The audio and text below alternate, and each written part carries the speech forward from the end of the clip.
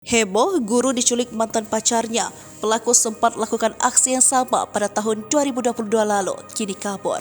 Belakangan ini heboh kabar mengenai seorang guru Free Fight diculik mantan kekasih sendiri. Dalam video diunggah oleh akun Instagram Fakta Indo, terlihat dari rekaman CCTV perempuan yang menggunakan pakaian berwarna ungu keluar dari sebuah rumah. Tak jauh dari lokasi tersebut, terlihat ada mobil putih berplat nomor BA1632FO. Korban yang kaget melihat pelaku awalnya sempat berusaha menghindar. Namun pelaku bergerak cepat menggendong perempuan tersebut dan bergegas memasukkannya ke mobil.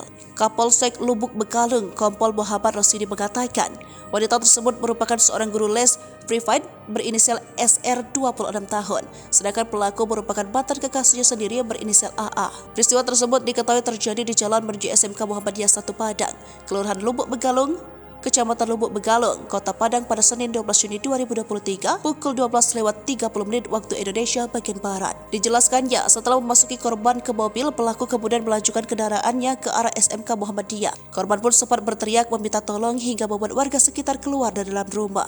Lantaran jalan yang dilalui buntu, pelaku kemudian menurunkan korban dari mobil.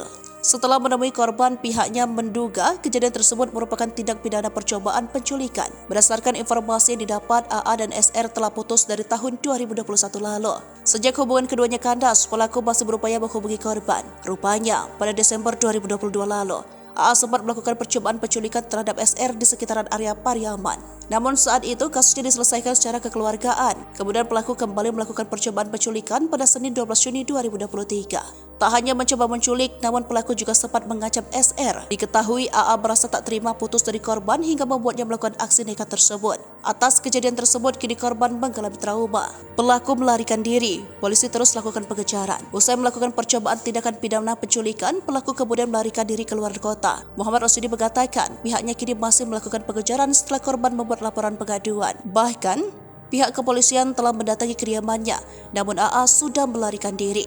Meski begitu, pihaknya akan terus melakukan pengembangan kasus ini dan berusaha mencari keberadaan AA.